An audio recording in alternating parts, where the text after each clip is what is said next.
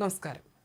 അമേരിക്കയുമായി ജനീവയിൽ നിർണായകമായ ആണവ ചർച്ചകൾ നടക്കുന്നതിനിടെ ഹോർമുസ് കടലിടുക്കിൽ അപ്രതീക്ഷിത സൈനിക അഭ്യാസം നടത്തി ഇറാൻ. ഇറാന്റെ എലൈറ്റ് റവല്യൂഷണറി ഗാർഡ്സ് കടലിടുക്കിലേക്ക് മിസൈലുകൾ തൊടുത്തുവിട്ടതായും സുരക്ഷാ മുൻകരുതലുകളുടെ ഭാഗമായി ജലപാതയുടെ ചില ഭാഗങ്ങൾ താൽക്കാലികമായി അടച്ചിട്ടതായും അന്താരാഷ്ട്ര മാധ്യമങ്ങൾ റിപ്പോർട്ട് ചെയ്തു. അപ്രതീക്ഷിതമായി ഇറാന്റെ ഭാഗത്തു നിന്നുമുണ്ടായ ഈ നീക്കം ലോകത്തെ ഞെട്ടിച്ചിട്ടുണ്ട്. ഇറാന്റെ തീരപ്രദേശങ്ങളിൽ നിന്നും കപ്പലുകളിൽ നിന്നും വിക്ഷേപിച്ച മിസൈലുകൾ ഹോർമുസ് കടലിടുക്കിലെ നിശ്ചിത ലക്ഷ്യങ്ങളിൽ കൃത്യമായി പതിച്ചുവെന്ന് ഇറാനിലെ തസ്നീം വാർത്താ ഏജൻസി റിപ്പോർട്ട് ചെയ്തു. ചൊവ്വാഴ്ച മണിക്കൂറുകളോളം ഹോർമുസ് കടലിടുക്കിന്റെ ചില ഭാഗങ്ങൾ ഷിപ്പിംഗ് സുരക്ഷ കണക്കിലെടുത്ത് അടച്ചിട്ടു. ലോകത്തിലെ എണ്ണ വിതരണത്തിന്റെ 20% കടന്നുപോകുന്ന പാതയാണിത്. ജനീവയിൽ ഒമാന്റെ മധ്യസ്ഥതയിൽ ഒമാനി അംബാസഡറുടെ വസതിയിലാണ് ചർച്ചകൾ നടക്കുന്നത്. ഇറാന്റെ വിദേശകാര്യമന്ത്രി അബ്ബാസ് അരക്ചിയും അമേരിക്കയുടെ പ്രതിനിധികളായ സ്റ്റീവ് വിറ്റ്കോഫ്, ജാരഡ് കുഷ്ണർ എന്നിവരും തമ്മിൽ പരോക്ഷ ചർച്ചകളാണ് നടന്നത്.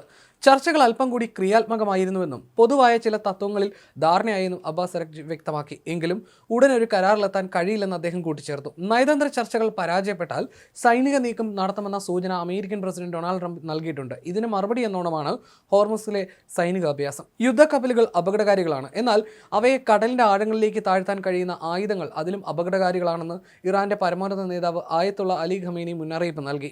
ഇതാദ്യമായിട്ടാണ് ഇറാൻ ഹോർമുസ് കടലിടുക്ക് അടച്ചിടുന്നത്. ഇറാനിലെ ഭരണവിരുദ്ധ പ്രതിഷേധങ്ങളെ അടിച്ചമർത്തുന്നതിനെതിരെയും ട്രംപ് രംഗത്ത് വന്നിരുന്നു. ആക്രമിച്ചാൽ തിരിച്ചടിക്കുമെന്നായിരുന്നു ഇറാന്റെ മറുപടി. അതേസമയം ട്രംപിന് ഭീഷണിയുമായിട്ടായിരുന്നു ഖമേനി രംഗത്ത് വന്നത്. 3 എക്സ്പോസ്റ്റുകളിലൂടെയായിരുന്നു US സൈന്യത്തിനും ട്രംപിനുമെതിരെ ഖമേനി ഭീഷണി മുഴക്കിയത്. ഒമാനിൽ നടന്ന ആദ്യഘട്ട ചർച്ചയുടെ തുടർച്ചയായിട്ടാണ് ജനീവയിൽ ചർച്ച നടക്കുന്നത്. ഇറാൻ US കരാറിലെത്താൻ താൽപ്പര്യപ്പെടുന്നുണ്ട് എന്നാണ് ചർച്ചയ്ക്ക് മുൻപായി ട്രംപ് പറഞ്ഞത്. എന്നാൽ നേർ വിപരീതമാണ് ഖമേനിയുടെ നിലപാട്. സൗദി, ഇറാൻ, ഇറാഖ്, UAE എന്നിവരെ ഗൾഫ് ഓഫ് ഒമാനും അറബിക്കടലുമായി ബന്ധിപ്പിക്കുന്ന ഓയിൽ വിതരണത്തിന്റെ പ്രധാന റൂട്ടാണ് ഹോർമുസ് കടലിടുക്ക്. സൈനിക അഭ്യാസത്തിന് മുന്നോടിയായി ചൊവ്വാഴ്ച ഹോർമുസ് കടലിടുക്ക് ഭാഗികമായി അടയ്ക്കുമെന്ന് ഇറാൻ മുന്നറിയിപ്പ് നൽകിയിരുന്നു. കപ്പലുകളുടെ സുരക്ഷ കണക്കിലെടുത്താണ് തീരുമാനമെന്ന് അർദ്ധ ഔദ്യോഗിക വാർത്താ ഏജൻസി റിപ്പോർട്ട് ചെയ്തു. US സൈനിക നടപടിയുടെ ഭീഷണി വന്നതിന് ശേഷം ആദ്യമായിട്ടാണ് ഇറാൻ ഹോർമുസ് ഭാഗികമായി അടയ്ക്കുന്നത്. ട്രംപിന്റെ മുൻവാക്കുകളെ ആധാരമാക്കിയാണ് ഖമേനി ട്രംപിനെ നേരിട്ട് വെല്ലുവിളിക്കുന്നത്. 47 വർഷമായി ഇസ്ലാമിക് റിപ്പബ്ലിക്കിനെ ഇല്ലാതാക്കാൻ അമേരിക്കയ്ക്ക് കഴിഞ്ഞിട്ടില്ലെന്നാണ് US പ്രസിഡന്റ് പറഞ്ഞത്.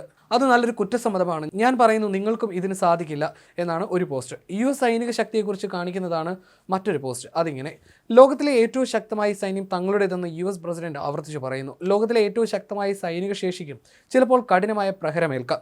അതിനുശേഷം അവർക്ക് വീണ്ടും എഴുന്നേൽക്കാൻ പോലും കഴിഞ്ഞെന്ന് വരില്ല എന്നായിരുന്നു ഖമേനിയുടെ വാക്കുകൾ. US നാവിക വിന്യാസത്തെ പറ്റിയായിരുന്നു ഖമേനിയുടെ 3ാമത്തെ പോസ്റ്റ്. US യുദ്ധക്കപ്പലുകളെ മുക്കാൻ സാധിക്കുന്ന ആയുധം കയ്യിലുണ്ടെന്ന ധ്വനിയാണ് പോസ്റ്റിലുള്ളത്. ഇറാനിലേക്ക് യുദ്ധക്കപ്പൽ അയച്ചു എന്നാണ് അമേരിക്ക പറഞ്ഞുകൊണ്ടിരിക്കുന്നത്. തീർച്ചയായും യുദ്ധക്കപ്പൽ എന്നത് അപകടകരമായ സൈനിക സന്നാഹം തന്നെയാണ്. യുദ്ധക്കപ്പലിനെ അടിത്തട്ടിലേക്ക് അയക്കാൻ ശേഷിയുള്ള ആയുധമാണ് അതിനേക്കാൾ അപകടകാരി എന്നാണ് അതിൽ എഴുതിയിരിക്കുന്നത്. സംഘർഷ സാധ്യത നിലനിൽക്കുന്നതിനിടെ 2 US വിമാനവാഹിനി കപ്പലുകളാണ് US പശ്ചിമേഷ്യയിലേക്ക് അയച്ചിരിക്കുന്നത്.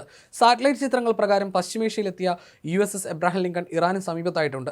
ലോകത്തിലെ ഏറ്റവും വലിയ യുദ്ധക്കപ്പലായ USS ജെറാൾഡ് ആർ ഫോർഡ് ആഴ്ചകൾക്കുള്ളിൽ പശ്ചിമേഷ്യയിലെത്തും. US സൈനിക വിന്യാസത്തിന് തിരിച്ചടിയായി ഹോർമുസ് കടലിടുക്കിൽ ഇറാൻ സൈനിക അഭ്യാസം നടത്തുകയാണ്.